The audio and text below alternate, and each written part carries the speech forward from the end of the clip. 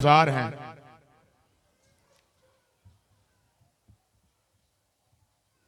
इन दिनों काफी जगहों पे कलाम की खिदमत करते हुए मेरा गला थोड़ा खराब है। हो सकता है मैं वैसी डिलीवरी ना दे पाऊं जैसी आमतौर पे आप लोगों को सुनने को मिलती है। तो अभी रसूल फरमाता है, जब मैं कमजोर होता हूं उसी वक्त जोर आवर होता हूं, क्योंकि उसकी कुदरत हमारी कमजोरी में हमारे साथ होती है। हालेलुया। आइए वक्त को जाया किए बगैर, क्योंकि मौसम खराब है, वक्त को जाया किए बगैर, वक्त तो खैर पहले ही बहुत जाया हो गया, इस तरफ मैं नहीं आना चाहता। एक बात मैं हम सब से करना चाहूंगा। हम सब जो बतौरे टीम हैं, हमने आज एक दफा फिर खुदा के साथ मिसबिहेव किया। इतना ही कहना चाहूंगा, बस समझ जाए, हम सब समझ जाए, मैं भी समझ जाऊं। हमने फिर खुदा के साथ मिसबिहेव किया। मिसबिहेव समझते हैं? बदतमीजी करना। हम 7 बजे के बाद पहुंच रहे थे, ऊपर 6 बजे लिखा हुआ है। खैर कोई बात नहीं, खुदा हमें हिदायत दे। सब तैयार हैं सुनने के लिए? पीछे भी भाई बहन जितने मुझे नजर नहीं भी आ रहे, जोरदार तालियां खुदा बाप बेटे रूहुल कुदस के लिए हाथों को उठाकर, इसलिए कि जहां पर खुदा का रूह है वहां पर मुकम्मल आजादी है। जोरदार तालियां। कलाम में लिखा है, तुम सच्चाई से वाकिफ होगे और सच्चाई तुम्हें, ये खुदा का सारा कलाम सच्चाई है। मैं मरते दम तक यही कहता रहूंगा। आप बेशक उकता जाएं ये बात सुन सुन के, मगर मैं कहते हुए ना उकताऊंगा, ना शर्माऊंगा, ना ही डरूंगा, ना ही झिझकूंगा, क्योंकि ये सराते मुस्तकीम है, ये राह मुस्तकीम है। आज कितने लोग जानते हैं हमारा उन्वान क्या है? यहां से एक बच्चे की आवाज आई है, जोरदार तालियां बच्चों के लिए भी। आज हमारा उन्वान है 2 आदम। ये इस्तिलाह कहां से ली गई? 2 आदम की। ये क्या टॉपिक हुआ? 2 आदम। टॉपिक तो मुख्तलिफ नौइयत के होते हैं, ये अजीब टॉपिक है 2 आदम। तो दरअसल हालेलुया, आवाज सब तक आ रही है ना? पीछे भी 2 आदम। यूं तो इस दुनिया में बहुत से आदम हैं। मेरे सामने भी आप बैठे हैं, बनी आदम हैं, आदम हैं। ये 2 आदम का फलसफा क्या है? आज किताब मुकद्दस में से मैं सादत हासिल करूंगा, आपके सामने 2 आदम का तज्जिया बयान करते हुए। लफ्ज जो आदम है, इसके मानियो माखज क्या है? लफ्ज आदम, पहले एक आदम या लफ्ज आदम के बारे में सीखेंगे, उसके बाद फिर हम 2 आदम के ऊपर जाएंगे कि दर हकीकत ये 2 आदम का फलसफा क्या है।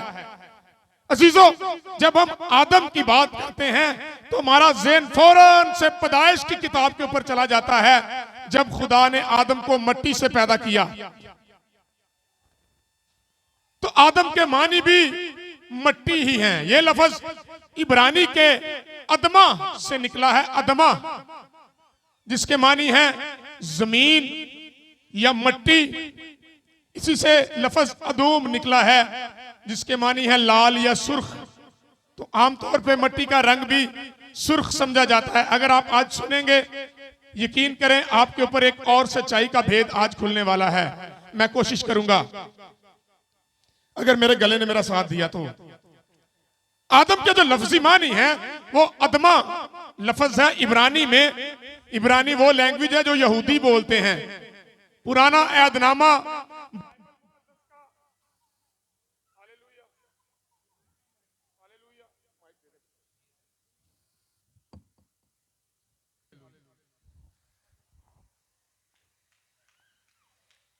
पुराना अहदनामा किताब मुकद्दस का इब्रानी जुबान में लिखा गया। यहूदियों की इब्रानी जुबान है, जिस तरह मुसलमान भाइयों की अरबी जुबान है, या पाकिस्तान में उर्दू जुबान बोली जाती है, इंग्लिस्तान में अंग्रेजी जुबान बोली जाती है, इसी तरह इब्रानी में आदम को अदमा कहा जाता है।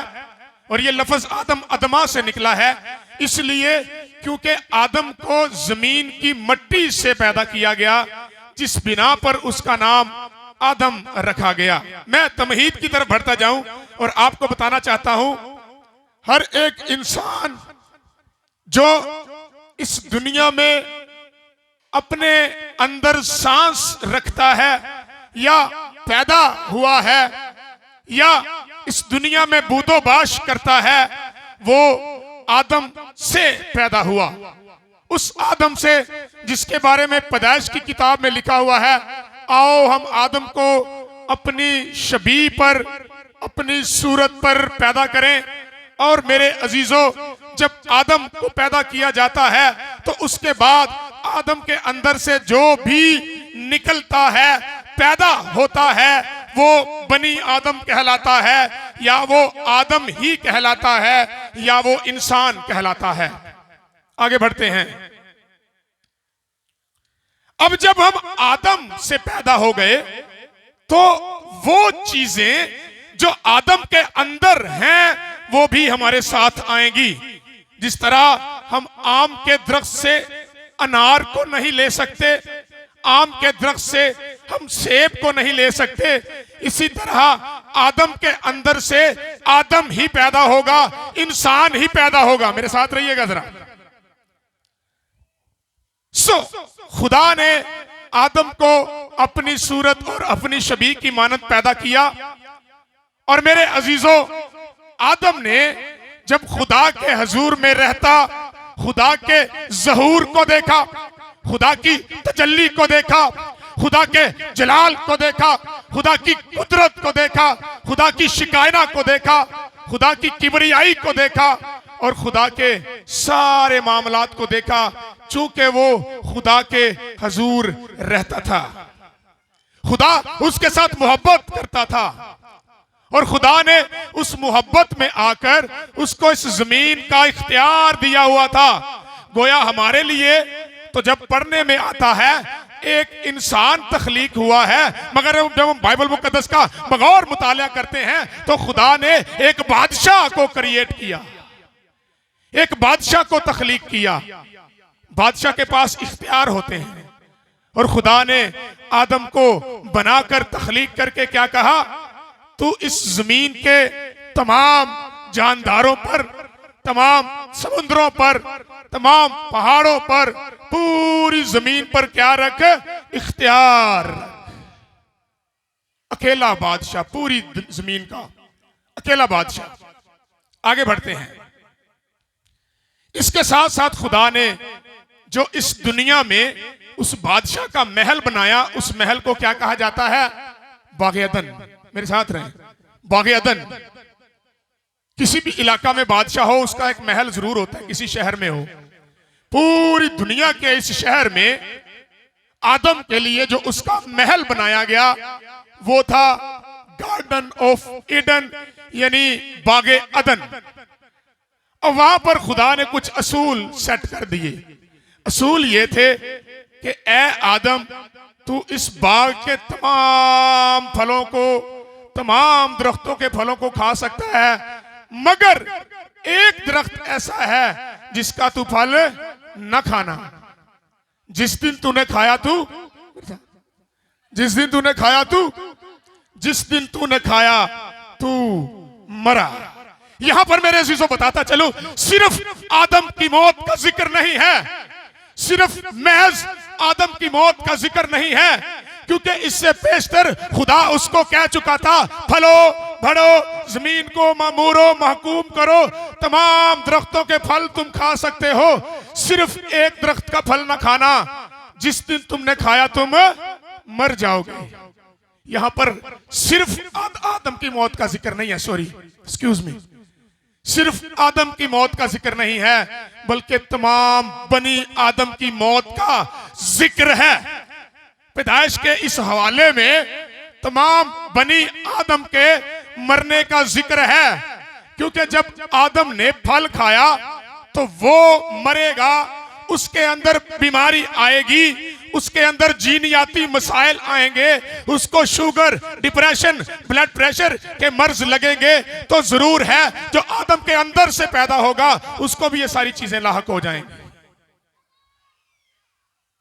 जिस दिन तूने खाया तू मरा से मुराद है जिस दिन तूने खाया पूरी इंसानियत मरना शुरू हो जाएगी। आदम, जिस दिन तूने फल खाया पूरी इंसानियत मरना शुरू हो जाएगी। महज आदम के लिए यह लफ्ज नहीं था। आगे बढ़ते हैं। तेरे बाद जितने भी आएंगे वो मरेंगे। और हुआ क्या? आदम बाज रहा। आदम ने क्या किया? वो फल, मेरे साथ रहिए, आदम ने क्या किया? वो फल, तो हुक्म इलाही क्या जारी हुआ? हुक्म इलाही जारी हुआ, आदम तू कहां है? ऐ आदम तू कहां है? उसने कहा मैं तेरी आवाज सुन के डर गया था। मैंने तेरी आवाज सुनी और मैंने अपने आप को छुपा लिया। ये तूने क्या किया? अब उसका हर्जाना हमें क्या भरना पड़ा? बातें करने वाले जरा मेरे सामने रहे। उसका हर्जाना हमें क्या भरना पड़ा? हर्जाना ये भरना पड़ा, अब क्या होगा? औरत को कहा तू दर्दे ज़ै के साथ क्या जनेगी? औलाद जनेगी। और आदम के लिए क्या इंस्ट्रक्शन थी जी? मेरे साथ रहे। आदम के लिए क्या इंस्ट्रक्शन थी? सजा क्या मिली थी बुजुर्ग आदम को? तू अपनी मुंह के पसीने की रोटी खाएगा। सो गोया यहां पर थियोलॉजिकली मुझे जो चीज मिलती है वो यहां पर एक चीज तब्दील नहीं हो रही, यहां पर पूरी कायनात तब्दील होती नजर आ रही है। यहां पर मज़ार तब्दील होते नजर आ रहे हैं, यहां पर जमीन तब्दील होती नजर आ रही है, मौसम तब्दील होते नजर आ रहे हैं, सूरज चांद तब्दील होते नजर आ रहे हैं। अगर आप डीप मेरे साथ जाएं, अब से तू क्या करेगा? खून और पसीने की रोटी खाएगा। और ये जमीन तेरे लिए क्या उगाएगी? अच्छे अच्छे फ्रूट उगाएगी। तुझे काम भी नहीं करना पड़ेगा। ये जमीन जो तेरे लिए फ्रूट पैदा करती थी, ये जमीन जो तेरे लिए अच्छा रिस्क पैदा करती थी, तुझे काश्त भी नहीं करना पड़ता था, ये तेरे लिए उगा देती थी। सूरज की एनर्जी इतनी स्ट्रॉन्ग और मिरेकलस थी कि चीजें तेरे लिए खुद ब खुद ही बनना शुरू हो जाती थी। अब सब तब्दील हो गया है। अब सब तब्दील हो गया है। अब तुझे जमीन काश्त करनी पड़ा करेगी।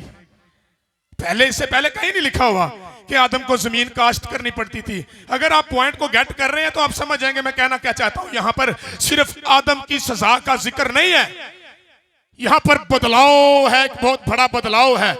जमीन की साख्त तब्दील होती नजर आ रही है, सूरज की एनर्जी तब्दील होती नजर आ रही है, चांद की ठंडक तब्दील होती नजर आ रही है, मज़ार फितरत तब्दील होते नजर आ रहे हैं। यहां तक जब खुदा ने कहा जिस दिन तूने खाया तू मरा, मैं कहता हूं मौसम भी इंसान के खिलाफ हो गए, क्या किशाएं इंसान के खिलाफ हो गई, सैलाब ज़दगान इंसान के खिलाफ हो गए, समुंदर इंसान के खिलाफ हो गया, बारिशें इंसान के खिलाफ हो गई। जिस दिन तूने खाया, तू मेरे साथ रहे जरा, उदास ना हो। हालेलुया, हाथ लाए जरा, हालेलुया। जिस दिन तूने खाया तू मरा से मुराद है ये जमीन जो तेरे लिए अच्छी अच्छी चीजें उगाती थी, अब तेरे लिए क्या उगाएगी?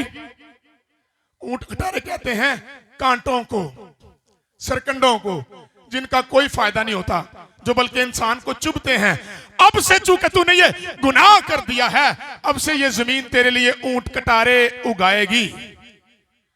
साइंटिफिकली इफ यू नो, कोई प्लांट, कोई पौधा किस तरह उगता है, पढ़े लिखे बच्चे किधर हैं?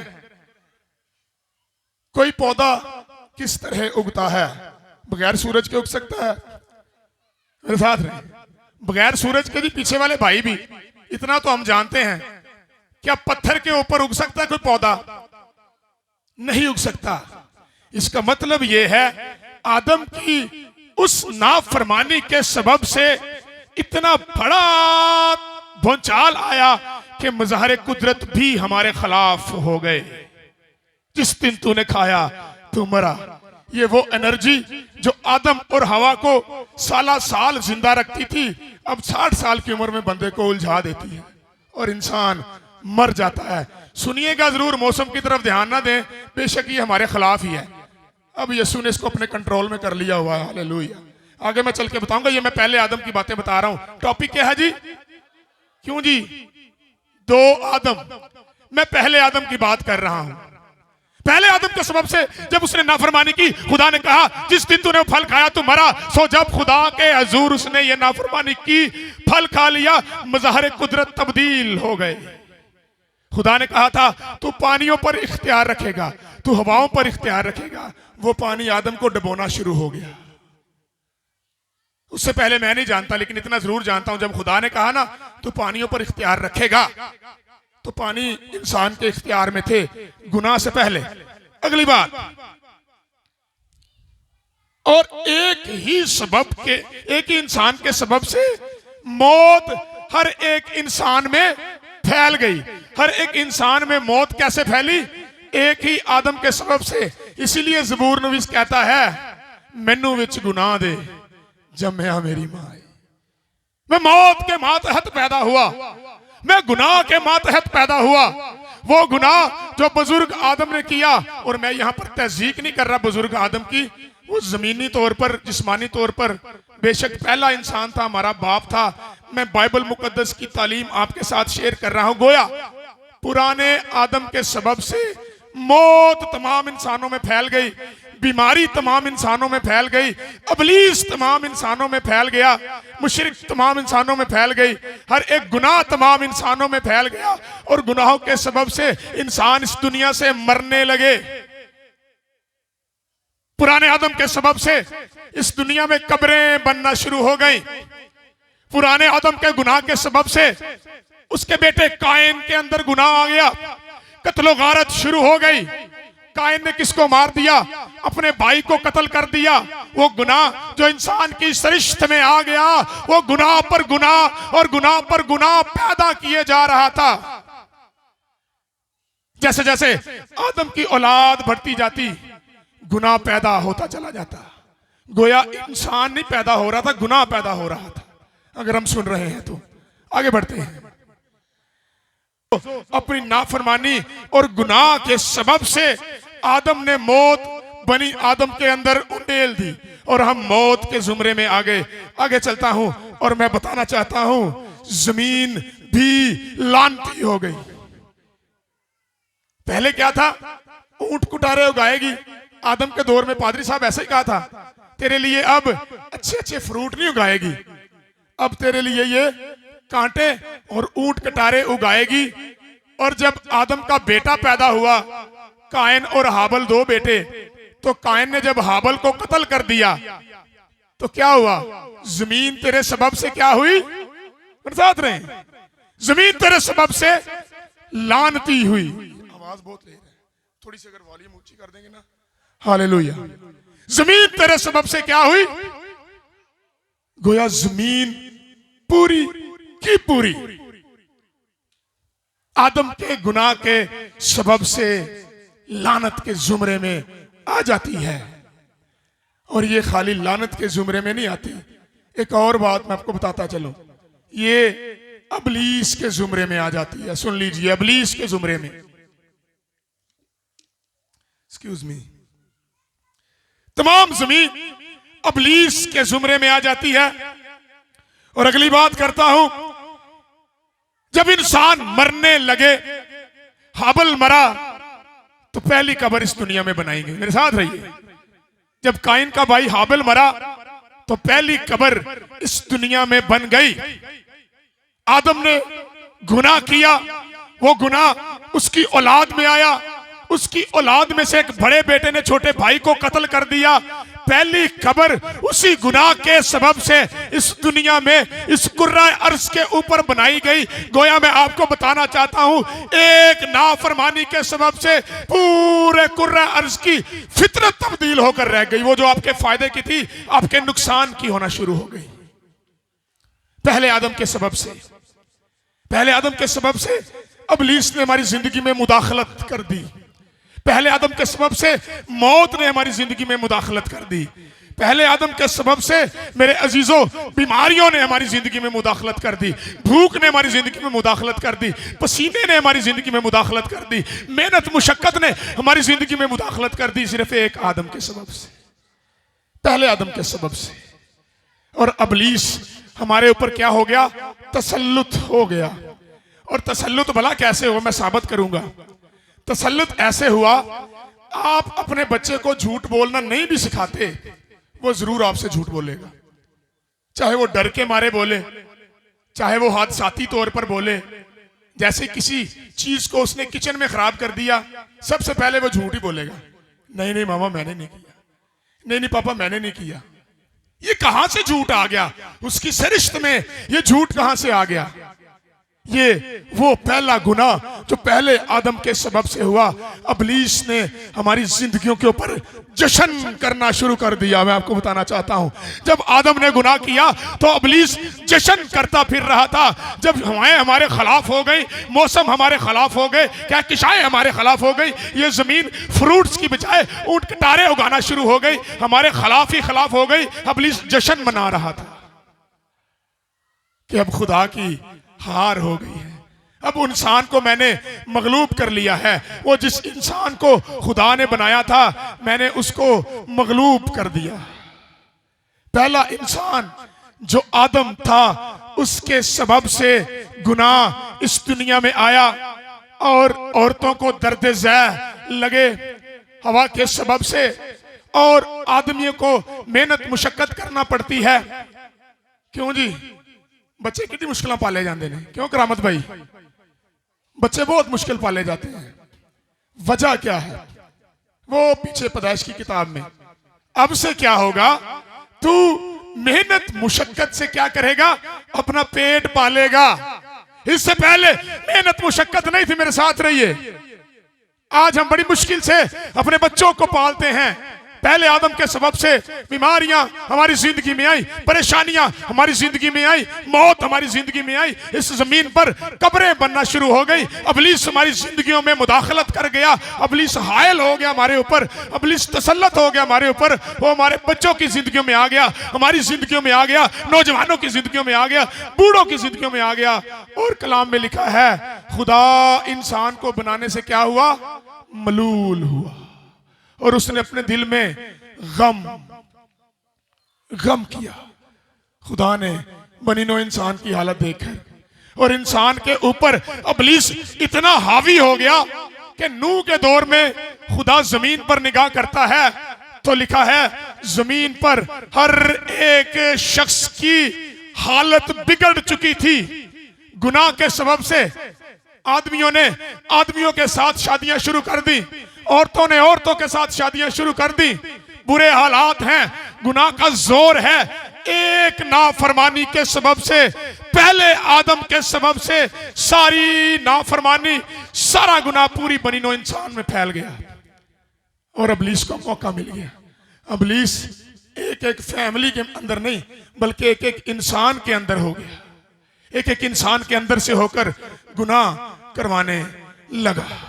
मैं आपको बताना चाहता हूं मेरे अजीजों, वो आदम जो गुनाह का सबब ठहरा, अब उसका अपाओ कैसे किया जाए? क्यों भाई एंथनी, बचा कैसे जाए? ये तो मान लिया पादरी साहब ने स्टेज पे खड़े होकर रंग बिरंगी शर्ट पहन के ये बता दिया कि इब्लीस हमारे अंदरों में आ गया था, हमारे घरों में आ गया था, हमारी फैमिलीज में आ गया था। लेकिन पादरी साहब ये भी बताएं कि इससे बचने का क्या हल है, कैसे अब बचा जाए? अब अगर एक आदम ने गुनाह कर दिया तो फिर कैसे बचा जाए? हाँ ये तो मान लिया हमारी औलाद को हम गुनाह करना नहीं सिखाते तो भी वो अपनी सरिश्त के मुताबिक गुनाह करना शुरू कर देते हैं। अब बचा कैसे जाए?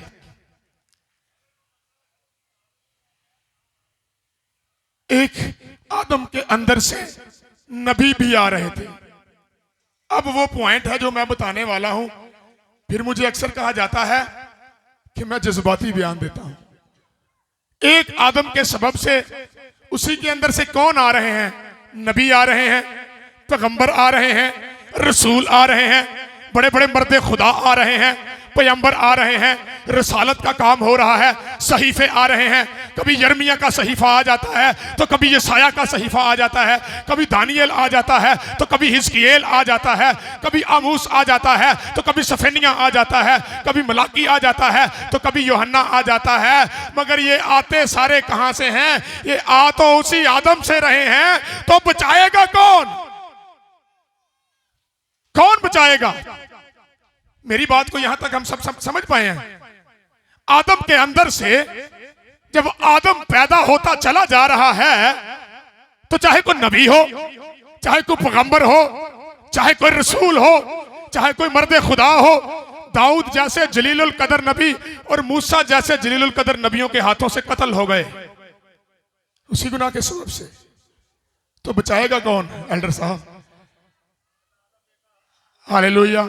एल्डर साहब ने कहा खुदा का बेटा इब्ने आदम।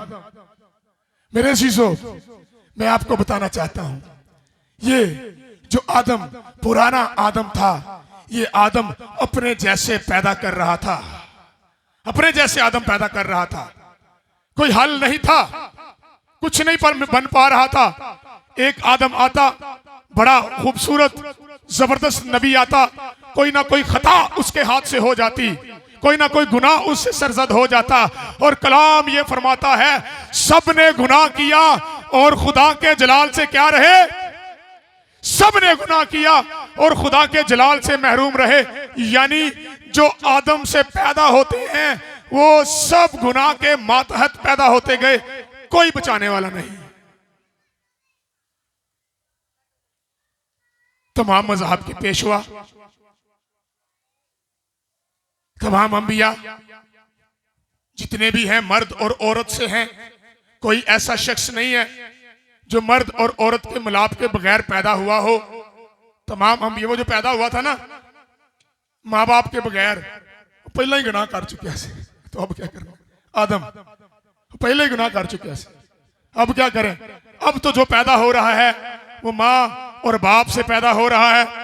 और कलाम में बुजुर्ग दाऊद कहता है, मैं नहीं कहता, मिन्नू विच गुनाह दे जमया मेरी माँ। इसका मतलब ये नहीं कि शादी करना बुरी बात है या पेरेंट्स ने बच्चा गलत पैदा कर दिया। इसके मानी ये है कि आदम के अंदर से जो डीएनए चला हुआ है उसके अंदर नाफरमानी और गुनाह पाया गया है। सो तमाम अंबिया उसी आदम के अंदर से पैदा होते चले आ रहे हैं। और मैं आपको बता दूं मेरे अजीजों, यहां पर बहुत बड़ा एक मसला बना हुआ है बनी आदम के लिए, बनी नौ इंसान के लिए। अब कोई बाहर से आकर कुर्बानी देने वाला नहीं है। हाँ, बकरों और बछड़ों की कुर्बानी का खुदा ने वक्ती तौर पर फर्ज अदा कर दिया कि चले इनकी रिहाई हो जाए वक्ती तौर पर 1 साल के लिए, 6 माह के लिए। मगर फिर इंसान गुनाह करता, फिर वो मौत के जुमरे में आ जाता। सो गुनाह पर गुनाह, गुनाह पर गुनाह होता ही चला जा रहा है। आदम को बचाने वाला कोई भी नहीं है। और इसका एक आसान हल खुदा ने निकाल दिया और खुदा ने कहा, ए अबलीस, अब तेरे ऊपर एक गालिब आएगा और मैं अपने कलमे को भेजूंगा। और यसाया की मार्फत खुदा कलाम करता है, कहता देखो एक कुमारी हामला होगी और उसके बेटा होगा और तुम उसका नाम यस्सु रखना, उसका नाम अमानुएल रखना, जिसका तर्जमा यह है खुदा तुम्हारे। खुदा तुम्हारे।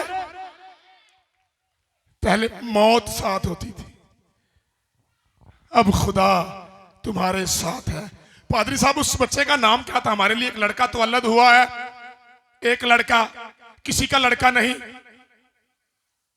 हमारे लिए एक लड़का तो अलग हुआ है। वो अजीब, वो अजीब, वो मुशीर, वो खुदाए कादर, वो अबदियत का बाप। और वो सुलह और सलामती का क्या होगा? सुलह और सलामती, दो बातें। सुलह और सलामती, दो बातें। सुलह किसके साथ? खुदा बाप के साथ। पादरी साहब कह रहे हैं खुदा बाप के साथ। वही जो आदम के सबब से नाराजगी हो गई थी, यस्सु के सबब से अब बहाल होने वाली थी। और सलामती, पहले मौत के मातहत थे, अब सलामती के मातहत, सलामती के मानी है मुहाफजत या बचाया जाना। मेरे अजीजों, मैं आपको बताना चाहता हूं, अगर हम पहला कुरिन्थियों 15वें बाब की 47वीं आयत निकाल कर पढ़ें तो बड़ी जबरदस्त बात वाज़िया होगी। उससे आगे हम दूसरे आदम की तरफ बढ़ जाएंगे और दूसरे आदम के फजाइल देखेंगे। दूसरे आदम के फजाइल क्या क्या हैं जी। पहला आदमी जमीन से यानी खाकी था। पहला आदमी जमीन से यानी खाकी था और दूसरा आदमी आसमानी है। दूसरा आदमी आसमानी है। उसने कहा मैं आसमान से उतरी हुई रोटी हूं, जो मुझे खाता है वो मरने का नहीं, और मैं इसलिए आया हूं कि तुम जिंदगी पाओ और कसरत की जिंदगी पाओ। हालेलुया। पहला आदम खाकी था और जमीनी था, दूसरा आदम कहां से था? ये क्या हो गया? ये कैसे हो गया? पहला आदम खाकी था, दूसरा आदम आसमानी था। ये वाकया हम जानते हैं। नासरत की एक कमारी के पास यशाया के सहीफे के मुताबिक एक फरिश्ता आता है। उस फरिश्ते का नाम जिब्राइल है, और जिब्राइल फरिश्ता मरियम सदीका के पास, मरियम बाकरा के पास, मरियम अलमा के पास आकर कहता है, ए खुदा की बंदी, मैं तेरे पास आया हूं, सलाम तुझ पर। उसने कहा मैं खुदा की बंदी हूं, तेरे कौल के मुवाफिक मेरे साथ हो। उसने कहा देख तेरे एक बेटा होगा। उसने कहा ना ना ना ना ना, मैं किसी मर्द को नहीं जानती, मैं तो अफीफा हूं, मैं तो बाकरा हूं, मैं तो सदीका हूं। रब्बुल मशरिकैन और रब्बुल मगरिबैन के मुकर्रम फरिश्ते, रिज़्क़ मिनल्लाह, आसमान से मेरे लिए रिज़्क़ आता है। और एक अदीब कहता है मरियम सदीका इतनी पाक थी, इतनी पाक थी, अगर दामन निचोड़ दे तो फरिश्ते वजू करते हैं। मैं तो इतनी पाक हूं, तू कैसे कह सकता है तेरे बेटा होगा? अब वो जो फितरत तब्दील हुई थी, अब यहां पर तब्दीली थी, फिर दोबारा रिवर्स होना शुरू हो गई। मेरे साथ रहिए। पहला आदम बाप के बगैर पैदा हुआ था ना, उसके बाद बाप के बगैर पैदा नहीं हो रहा था। अब दोबारा से फितरत तब्दील होना शुरू हो गई है। उसने कहा ये आम सबब से नहीं होगा, ये किसी खावंद के सबब से नहीं होगा, ये किसी मर्द के सबब से नहीं होगा, बल्कि काला रब का, ये तेरे रब का पैगाम है कि खुदा ताला की कुदरत तुझ पर साया करेगी और रूहुल कुद्स तुझ पर नाज़िल होगा। और इस सबब से जो तेरे पेट के अंदर तख्लीक होगा वो मौलूद मुकद्दस खुदा ताला का बेटा कहलाएगा, वो आदम का बेटा नहीं कहलाएगा। इस सबब से वो मौलूद मुकद्दस खुदा ताला का बेटा कहलाएगा। और वो बेटा कोई आम बेटा नहीं होगा, वो बेटा वजीहन फी दुनिया वल आखिरत होगा। वो बंगूड़े में कलाम करेगा, उसको फजाइल दिए जाएंगे, उसकी आवाज से मुर्दे जिंदा हो जाएंगे, उसके छूने से कोड़ी पाक साफ हो जाएंगे। वो कोई आम बेटा नहीं होगा, बल्कि मेरे अजीजों किताब मुकद्दस के मुताबिक लिखा हुआ है उसके बड़े बड़े फजाइल होंगे। और आगे क्या कहता है? तुम उसका नाम क्या रखना? काला रब का, ये तेरे रब का पैगाम है। ये पैगाम मेरा पैगाम नहीं, ये पैगाम तो तेरे रब का पैगाम है कि जो तेरे बेटा होगा उसके बारे में किताबों में लिखा जाएगा, वा इन्नहु लाइल्मुल इसात हज़ामिन सराते मुस्तकीम। देखो हजरत ईसा कयामत की निशानी है और तुम इस पर शक न करना। तेरे जो बेटा होगा वो बड़ा अजीम बेटा होगा। तुम उसका नाम क्या रखना? हम यहां पर हैं, हालेलुया। क्यों यसू रखना?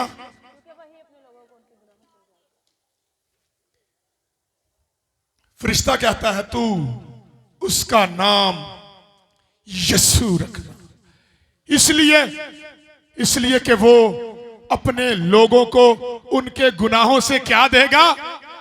पहला निजात नहीं सी मिलती थी। मसला ऐसा, आदम से पैदा होते जा रहे थे, निजात नहीं थी मिल रही। ये जो आसमान से आता है ये गुनाहों से निजात देता है, जिसको दूसरा आदम इस बाइबल मुकद्दस में कहा गया है। एक इंसान के सबब से मौत दुनिया में आई और इंसानों में फैल गई, दूसरे आदम के सबब से जिंदगी दुनिया में आई और दुनिया में फैल गई। हालेलुया। ये भी खुदा का असूल है। अगर एक आदम के सबब से मौत दुनिया में फैल गई तो इब्ने आदम के सबब से इस जमीन का अवतार तब्दील होना शुरू हो गया, अवतार ही तब्दील होना शुरू हो गया। अब मैं आने लगा हूं उन तब्दीलियों की तरफ जो आदम के दौर में नेगेटिव सेंस में हमारे खिलाफ हो गई थी। अब वो आ गया है जो दूसरा आदम है। अब दूसरा आदम क्या करता है? दूसरा आदम उन बीमारियों पर गालिब आता है, हालेलुया। सबसे पहले तो वो मौत पर गालिब आता है, हालेलुया। सबसे पहले तो वो मुर्दों को जिंदा करता है, वो जिनको बनी आदम जिंदा नहीं कर पा रहे थे, अब ये दूसरा आदम जिंदा कर रहा है। कभी तो 4 दिन के मुर्दे को कहता है लाजर कब्र से बाहर निकला, मुर्दा कफन समेत उसके कदमों में आ जाता है। ये दूसरा आदम है। पहले आदम के ऊपर मौत गालिब आ गई थी, दूसरे आदम ने जिंदगी को मौत पे गालिब कर दिया, फितरत को तब्दील कर दिया। ये मौसम जो इंसान के खिलाफ हो चुके थे, तूफान जो इंसानों को डबो देते थे, फितरत के मुजहर यस्सु ने दूसरे आदम ने तब्दील कर दिए। कश्ती का वाकया सुनाता चलूं। पतरस यूहन्ना रसूल मछलियां पकड़ने की गर्ज से गलील की झील में है, वहां पर तूफान आ गया है। सदियों से ये बात रवायत में है कि ये जो तूफान है, ये जो सैलाब है, इंसान को मार देते हैं। फितरत इंसान के खिलाफ हो चुकी थी, मौसम इंसान के खिलाफ हो चुके थे।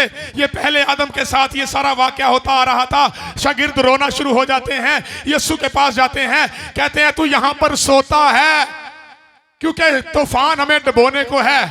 आका तफालत फरमाते हैं, चश्मे दस्त देते हैं, चश्मे जुम्बश देते हैं और कहते हैं, मौसमों को कहते हैं, बारिशों को कहते हैं, तूफानों को कहते हैं थम जाओ, हालेलुया। उसी वक्त तूफान थम जाते हैं। उसने फितरत के मज़ार दोबारा से इंसान के हक में कर दिए, हालेलुया। क्या तूफान डुबो पाया? पहला आदम होता जितने मर्जी हाथ करता जाता, वहां 10 वारी कर देता, भावें 10 वारी हाथ कर देता, बारिश नहीं रुकने वाली, तूफान नहीं रुकने वाला। ये आदम फर्क था, ये आसमानी आदम था। वो कहता मैं ही तानू बनाया है, मैं ही तो तानू बनाया है, मैंने ही पैदा किया। इब्तिदा में खुदा ने जमीन और आसमान को पैदा किया, पानियों को पैदा किया, मैंने ही तो बनाया है। इब्तिदा में कलाम था, कलाम खुदा के साथ था, कलाम ही खुदा था। सब चीजें उसके वसीला से पैदा हुई। चाहे कोई तूफान है, चाहे कोई बारिशें हैं, चाहे कोई समुंदर है, चाहे कहकशाएं हैं, चाहे पहाड़ हैं, दरिया हैं, कायनात है, उसी के वसीला से पैदा हुई। उसके सामने कैसे खड़े हो सकते? थम जा। उसी वक्त सैलाब और तूफान थम जाते हैं। मेरे सीसो, पहले आदम के सबब से जितनी लानतें इंसान के अंदर आई, बीमारियां, कोड़, बुरे मर्ज, कभी खून जारी हो गया, कभी कोड़ का मर्ज हो गया, कभी मौत वाकया हो गई। दूसरा आदम जब आता है फितरतें तब्दील करता जाता है, हालेलुया। वो जो पुराने आदम के सबब से इंसान के अंदर बीमारी आती है, मैं आपको बताना चाहता हूं, जब दूसरा आदम आता है, यहां पर लिखा हुआ है बाइबल मुकद्दस में, यहां तक के अंधे, गूंगे, पैरालाइज, लंगड़े जो न बोल सकते थे, न सुन सकते थे, कोड़ी उसके पास आते और जितने उसके पास आते चंगे होकर वापस चले जाते, और जो लंगड़े थे चौखड़ियां भरते हुए यीशु के पास से वापस चले जाते। हालेलुया। ये दूसरा आदम है। मेरे अजीजों, वो जो पुराने आदम की नाफरमानी के सबब से नुकसान हुए थे, अब पूरे होना शुरू हो गए। हालेलुया। अब पूरे होते नजर आ रहे हैं। और मैं आपको एक बताता चलूं, 2 आदम कहां पर हमें नजर आते हैं? आखिरी बातें हैं। 2 आदम हमें नजर आ रहे हैं। नाइन शहर का एक फाटक है, मेरे साथ रहिए जरा। नाइन शहर का एक फाटक है, वहां पर दोनों आदम नजर आते हैं। नाइन शहर के फाटक के ऊपर बेवा का एक बेटा मुर्दा पड़ा हुआ है। करामत भाई, बेटा मुर्दा पड़ा हुआ है, उसको फाटक के उस पार लेकर जा रहे हैं। पुराना आदम, पुराना आदम। मौत किसके सबब से आई? मेरे साथ रहें। पुराने आदम के सबब से। दो आदम अभी आपको नजर आ जाएंगे। पुराना आदम मौत की हालत में वहां पर पड़ा हुआ है, हालेलुया। और इब्ने आदम अपने पूरे जाहो जलाल के साथ पुराने आदम के साथ सामने मिलने के लिए आ रहा है। और मैं आपको बताना चाहता हूं, जो दूसरा आदम है उसके ऊपर मौत गालब नहीं आई, बल्कि दूसरा आदम मौत के ऊपर गालब आ गया। और उसने नाइन शहर की बेवा के बेटे को कहा, ए बेटे मैं तुझसे कहता हूं उठ जा। मौत जिंदगी में तब्दील हो गई। यह दूसरे आदम के सबब से वाकया हुआ। पहले आदम के सबब से मौत इस दुनिया में आई, दूसरे आदम के सबब से जिंदगी इस दुनिया में आई। यहां पर दोनों आदम नजर आते हैं, वहां पर भी दोनों आदम नजर आते हैं। लाजर की कब्र पे एक मरा हुआ आदम जो अपने गुनाहों के सबब से मरा था, एक जिंदगी देने वाला आदम। उसके बाद आखिरी बात करता हूं, जैसे उस आदम के साथ मुंसलिक होने वाली चीजें लानतों में और मुसीबतों में तब्दील हो गईं, दूसरे आदम के आने से वो तमाम चीजें बरकत में तब्दील होना शुरू हो गईं, बीमारियां शिफाओं में तब्दील होना शुरू हो गईं, मौत जिंदगी में तब्दील होना शुरू हो गई, बदरू गिरफ्तार आजाद होना शुरू हो गए।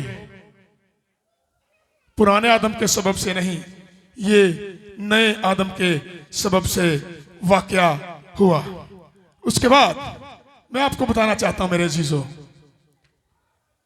जितनी चीजें पुराने आदम के साथ मुंसलिक हैं वो नुकसान देती हैं, जितनी भी हैं।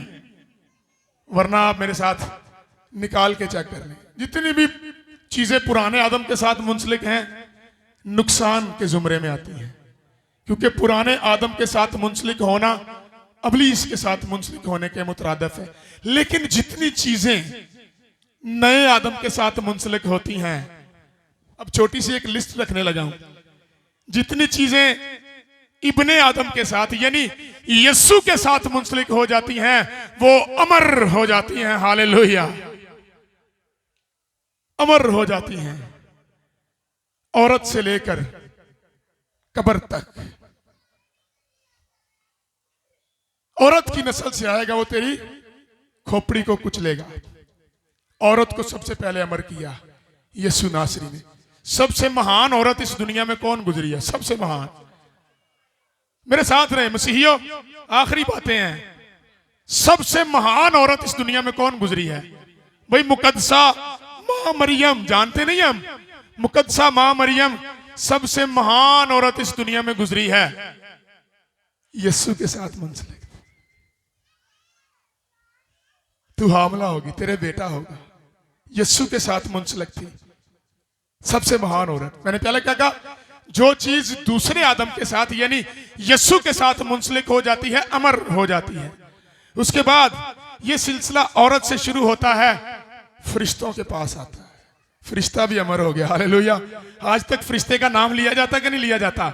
एक जगह पर नहीं, दो जगहों पर नहीं, पूरी दुनिया में क्रिसमस के दिनों में जिब्राइल फरिश्ते का नाम लिया जाता है। इसलिए नाम लिया जाता है क्योंकि ये यीशु की बशारत लेकर मरियम सदीका के पास जाता है, जो यीशु के साथ मुंसलिक हो जाता है, अमर हो जाता है। जो पुराने आदम के साथ मुंसलिक होता है मौत के जुमरे में आ जाता है। अब ये लिस्ट जारी कर रहा हूं। फरिश्तों का जिक्र जब आता है, आज तक हो सकता है वो फरिश्ते पैगाम देने ना आते, मशहूर ना होते, लोग उनको जानते ही ना, लेकिन लिखा हुआ है फरिश्तों का एक बड़ा गिरोह खुदा की तमजीद करता हुआ और ये कहता हुआ आसमान पर चला गया, आलमे बाला पर खुदा की तमजीद हो। जो चीज यीशु के साथ मुंसलिक हो जाती है अमर हो जाती है। उसके बाद चरवाहों का जिक्र, चरवाहों भी कोई जानता है, लेकिन जब से चरवाहों के पास यीशु का पैगाम पहुंचा है और उन्होंने यीशु का पैगाम आगे पहुंचाया है, चरवाहों का जिक्र आज तक हम लेते हैं, अभी भी मैं ले रहा हूं। जो चीज यीशु के साथ मुंसलिक होती है तारीखी बन जाती है, अमर हो जाती है। चरनी को कौन जानता था जी? चरनी की इतनी वैल्यू ही नहीं थी, चरनी को कोई पसंद ही नहीं करता था।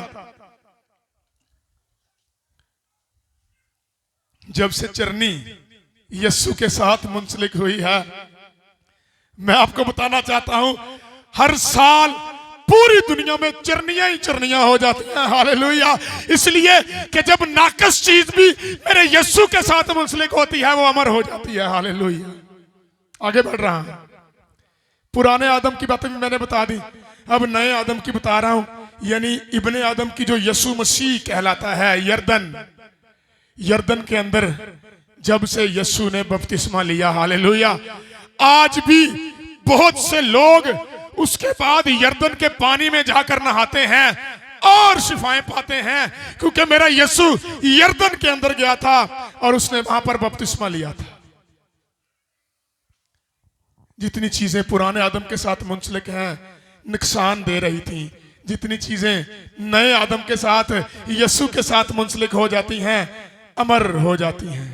मेरे अजीजों, उसके बाद मैं आपको बताना चाहता हूं, चंद रोटियां यीशु मसीह के पास आई, थोड़ी सी थी ना, थोड़ी सी रोटियां थी। दोबारा उस वाक्य के ऊपर आ जाएं, तू मेहनत और मुशक्कत से क्या करेगा? रिज़्क कमाएगा, रोटी कमाएगा। और जब यीशु के हाथ में रोटी आती है, हाँ जी, कितनी को मेहनत करनी पड़ी सी, मेरे साथ रहे, कितनी मेहनत करनी पड़ी। लिखा है 5000 की भीड़ थी और चंद रोटियां थी, और 5000 की भीड़ ने ऐसे खाना खाया कि उस आटे को या गंदम को ना काश्त करना पड़ा, ना जमीन खोदनी पड़ी, ना बीज बोना पड़ा, बल्कि यीशु के साथ लगते ही रिस्क में इजाफा हो गया। और लिखा है 5000 के लोगों ने खाना खाया, तब भी उसके बाद 12 टोकरे रिज़्क के बच गए। जो चीज यीशु के साथ मुंसलिक हो जाती है, अमर हो जाती है। हालेलुया। उसके बाद लानत के मुस्तहक चीजें भी आने लगी। लानत के मुस्तहक चीज कौन कौन सी थी? कोड़े जब यीशु मसीह को लगाए गए, रवायत ये बताती है वो कोड़ा भी जब यीशु मसीह जिंदा हो गए, रोमी सल्तनत से बिशपों ने ले लिया। आज भी किसी जगह पे डाउनटाउन में या किसी इटली के किसी चर्च में, वेटिकन में, वो कोड़ा भी उन्होंने रखा हुआ कि इसके साथ मेरे यीशु का लहू लगा था। कांटों का ताज, एक बादशाह ने कांटों का ताज अपनी पूरी सल्तनत देकर, तमाम दौलत देकर खरीद लिया। अभी भी पड़ा हुआ है नॉट डॉम चर्च के अंदर, हजारों की तादाद में उस कांटों के ताज को लोग देखने आते हैं। ये जमीन तेरे लिए कांटे और ऊंट कटारे उगाएगी। आज वो कांटे एक इज्जत की निशानी बन गए हैं यीशु मसीह के सबब से। जो चीज यीशु के साथ मुंसलिक हो जाती है, उसकी इज्जत बढ़ जाती है। हालेलुया। सलीब की तरफ लोग देखना भी पसंद नहीं करते थे, इसलिए कि सलीब पर जो लोग लटके होते थे, जानवर उनको आके नोचते थे, उनका मांस खाते थे, उनके ऊपर मक्खियां बैठती थी, उनके अंदर से बदबू आती थी। 4-4, 5-5 दिन सलीब के ऊपर लोग लटके रहते थे और सलीब को बड़ा ही नापसंद और बेइज्जती का निशान समझा जाता था। मैं आपको बताना चाहता हूं, जब से ये मेरे यीशु के साथ जुड़ी है, मेरे अजीजों, आज लोग अपने गलों में सलीब पहनते हैं, अपनी बिल्डिंगों पे सलीब बनाते हैं, अपने माथों को सलीब से मसा करते हैं, इसलिए कि ये यीशु के साथ जुड़ गई थी। हालेलुया। दूसरा आदम बरकत, जिंदगी, बहाली, तरक्की, सरफराजी और बादशाही आपको देता है। जो यीशु मसीह के बगैर, अब आखिरी बात है बहनों ते भाइयों, पीछे वाले भी, जो यीशु मसीह के बगैर, मैं किसी मजहब की बात नहीं कर रहा, जो यीशु मसीह के बगैर जिंदगी गुजार रहे हैं, वो पुराने आदम के साथ मुंसलिक हैं। याद रखें, पुराने आदम के साथ मुंसलिक हैं, और पुराने आदम के साथ मुंसलिक होना फायदे की बात नहीं है, नुकसान की बात है। ये बात याद रखें। आप यीशु को रिजेक्ट करना चाहते हैं, रिजेक्ट करते हैं। आप यीशु को ठुकराना चाहते हैं, ठुकरा दें। आप यीशु मसीह को नहीं अपनाना चाहते, ना अपनाएं। Up to you. ये आपके ऊपर है। मगर मैं आपको बताना चाहता हूं, जिस तरह पुराने आदम में सब मरते हैं, आज भी अगर आप यीशु मसीह को कबूल नहीं कर रहे तो आप पुराने आदम में हैं। और पुराने आदम में लोग हमेशा से ही मरते चले आए हैं, खा वो अंबिया हो, खा अंबिया ज़ादे हो, खा वो कोई भी हो, खा मर्दे खुदा हो, जितने पुराने आदम में चलते आते हैं, खा कोई भी मजहब हो, मौत उनके ऊपर राज कर रही है। मां सवाए नया आदम, मां सवाए दूसरे आदम को अपनाने के आपके पास कोई और चारा नहीं है, कोई और हल नहीं है, क्योंकि जो नए आदम के साथ जुड़ जाता है, मैंने क्या कहा, अमर हो जाता है। यीशु मसीह ने कहा, जो मुझ पर ईमान लाता है उस पर सजा का हुक्म है। ये कौन कहता है? चूंकि मैं जीता हूं तुम भी जीते रहोगे। पुराना आदम ये नहीं कह सकता, क्योंकि पुराने आदम के बारे में लिखा है, जिस दिन तूने खाया तू मरा। वो ये नहीं कह सकता। क्या किसी नबी ने ये कहा कि मैं जीता हूं तुम भी जीते रहोगे? क्या किसी पैगंबर ने ये कहा? आलम मज़हब की किताबें उठाकर देख लें, एक किताब जिसका नाम इंजील मुकद्दस है, बाइबल मुकद्दस है, ये जुमला सिर्फ और सिर्फ आपको इसमें मिलेगा। बड़े बड़े मज़हब की किताबें आप पढ़ लें, बहुत बड़े बड़े आलमी किताबें आप पढ़ लें, आपको ये जुमला कहीं नहीं मिलेगा कि मैं जीता हूं तुम भी जीते रहोगे। ये दावा यीशु का है, नए आदम का ये दावा है, पुराने आदम का ये दावा नहीं है। पुराने आदम के सबब से कब्रें इस दुनिया में बनना शुरू हुई। पादरी साहब, कब्रें इस दुनिया में बनना शुरू हुई। मैंने क्या कहा? हाबल को वैसे तो नहीं फेंक दिया था ना, प्रॉपर उसकी कब्र बनाई होगी। पुराने आदम के सबब से कब्रें इस दुनिया में बनना शुरू हुई। नए आदम के सबब से हालेलुया कब्रें खुलना शुरू हो गई। कलाम में लिखा है, यीशु मसीह ने सलीब पर जान दी थी और चीख मारी और कब्रें खुल गई। नए आदम के सबब से कब्रें खुलना शुरू हो गई, जिंदगी जारी होना शुरू हो गई। दो आदमों का मुआजना आपके साथ है। 2 से 3 पॉइंट अब अगले हैं मेरे अजीजों। मैं आपको बताना चाहता हूं, सलीब जो लानत का निशान था, बरकत का निशान बन जाती है, क्योंकि यीशु के साथ जुड़ जाती है। एक गधा सी मामूली जा गधा था, यीशु मसीह ने उसको सिलेक्ट किया। मैंने अक्सर खादम देखे, आजकल रवायत मुझे तो अच्छी नहीं लगती, वो खुद आजकल गधे की वो जो टैबलो बना के अपने आप को गधा बना के ईस्टर के मौका पर, खजूरों के त्योहार के मौका पर वो बना रहे, यानी they have remember the donkey. एक गधे को आज तक याद किया जाता है, बड़े बड़े सरमन उसके बारे में दिए जाते हैं। अगर उस गधे को पता चले, गधा कहे यार कितनी सोहनी गल है, मैं यीशु दे नाल जुड़ गया। आज मेरे जीजो, आपको हमें यीशु के साथ जुड़ने की जरूरत है, क्योंकि जब पुराने आदम के साथ जुड़ते हैं तो अबलीस हमारे अंदर दाखिल हो जाता है। कलाम में क्या लिखा है? अबलीस ने हवा को बहकाया। जब नए आदम के साथ जुड़ते हैं तो रूहुल कुदस आपके अंदर नाज़िल हो जाता है, और कलाम में लिखा है तुम यीशु के सबब से रूहुल कुदस को हासिल करोगे। हालेलुया। पुराने आदम के सबब से अबलीस हमारी जिंदगी में आता है, नए आदम के सबब से रूहुल कुदस हमारी जिंदगी में आता है। पुराने आदम के सबब से अबलीस हमारी जिंदगी में मुदाखलत करता है, नए आदम के सबब से रूहुल कुदस हमारी जिंदगी में मुदाखलत करता है। तब ही ये बात सादर आती है कि खुदा का रूह तुम में बसा हुआ है, क्योंकि तुम खुदा का क्या हो? मक़दस हो। और जब मैं बात करता हूं उस कब्र की, पहले आदम के सबब से इस दुनिया में कब्रें बनी और कब्रों का नाम खौफ की सूरत में आ गया। एक कब्र जब यीशु के साथ जुड़ती है, हालेलुया, तो लोग खुशी से उसको देखने के लिए जाते हैं, क्योंकि वो कब्र भरी हुई नहीं है, वो कब्र खाली है, और उसके ऊपर लिखा हुआ है वो यहां नहीं बल्कि अपने वादा के मुताबिक जी उठा है, क्योंकि वो तीसरे दिन कब्र का सीना चीर कर मुर्दों में से जी उठा है। हालेलुया। मेरे अजीजों, आज इन दोनों आदमों में से आज अपनी तकदीर का फैसला करें। दोनों आदम अपने अपने मानों में एक तकदीर रखते हैं। पुराने आदम की तकदीर क्या है? तूने खाया और तू, मेरे साथ रहे, आखिरी बात है, तूने खाया और तू। आदम ने क्यों जी? खान साहब खाया था ना, खाया था, तो फिर इसका मतलब क्या हुआ? तूने खाया और तू तो यीशु मसीह ने क्या कहा, चूंकि मैं जीता हूं तुम भी जीते, तो आदम केड़ा मलना है? हाँ जी भाजी दुकान वाले होगी, आदम केड़ा मलना है? इब्ने आदम, हमेशा की जिंदगी वाला आदम। इस आदम से तो इख्तियार छिन गया था, लेकिन ये वो आदम है जो आसमान से आते हुए कहता है, आसमान और जमीन का कुल इख्तियार मेरे पास है, मैं तुम्हें अपना इख्तियार देता हूं, जाओ मेरे नाम से सांपों और बिच्छुओं को कुचलो, अबलीस की सारी कुदरत पर गालिब आओ। ये दूसरे आदम के सबब से इख्तियार मिला है। इस आदम को छू लीजिए, इस आदम को पकड़ लीजिए। मैं देखता हूं वो कैरेक्टर जिन्होंने दूसरे आदम को छुआ, जिंदगी पाली, उनका नाम अभी भी किताब मुकद्दस में दर्ज है। 12 साल से खून जारी था, उस औरत ने दूसरे आदम का पल्ला छुआ, वो शिफा पा जाती है।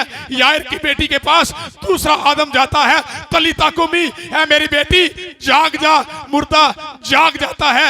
ये दूसरे आदम के पास जब नाइन शहर की बेवा का बेटा जाता है, जिंदगी पा जाता है। दूसरे आदम को थाम लीजिए, आप अमर हो जाएंगे।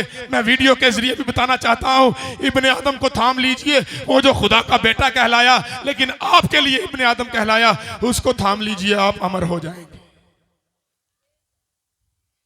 जो कोई उस पर ईमान लाएगा हलाक ना होगा, बल्कि हमेशा की, मसीहियों में शादी जिंदगी तो है। जो कोई यीशु पर ईमान लाएगा हलाक ना होगा, बल्कि हमेशा की। आज हमेशा की जिंदगी और हमेशा की मौत आपके सामने है। 2 आदम, टॉपिक क्या था? 2 आदम। ये 2 आदम आपके सामने हैं। एक वो आदम जिसके सबब से मौत दुनिया में आई, एक वो आदम जिसके सबब से आपको जिंदगी मिलती है। उसके साथ जुड़ जाइए, यकीन करें उसके साथ बेजान चीजें भी जुड़ जाएं तो अमर हो जाती हैं। आप तो फिर एक इंसान हैं, आपकी सूरत उसने अपनी हथेली पर गाड़ रखी है। आपके लिए तो वो आसमान का तख्त छोड़कर, बलोर का तख्त छोड़कर और नूरानी तख्त छोड़कर जमीन पर आ जाता है। और फिलिपियों का मुसन्नफ कहता है, वो यीशु अगर खुदा की सूरत पर था तो अभी उसने खुदा के बराबर होने की चीज को अपने कब्जा में ना रखा। खान साहब, और लिखा है उसने खादम की सूरत इख्तियार की और इंसानों के मुशाबा हो गया और मौत, बल्कि सलीबी मौत गवारा की। इसलिए खुदा ने भी उसको वो नाम बख्शा जो सब नामों से आला है, और उस नाम के आगे हर एक घुटना झुक जाएगा, खा आसमानियों का, खा जमीनियों का, खा उनका जो जमीन के नीचे पाताल में रहते हैं। और खुदा बाप के जलाल के लिए हर एक जुबान ये इकरार करेगी कि यीशु ही।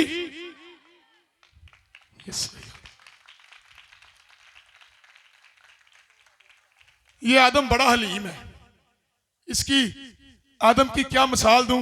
ये उस आदम को भी बचाने के लिए जमीन के नीचे चला गया था पादरी साहब। उस आदम को जिस आदम ने नाफरमानी की थी, उस आदम को भी बचाने के लिए जमीन के नीचे चला गया।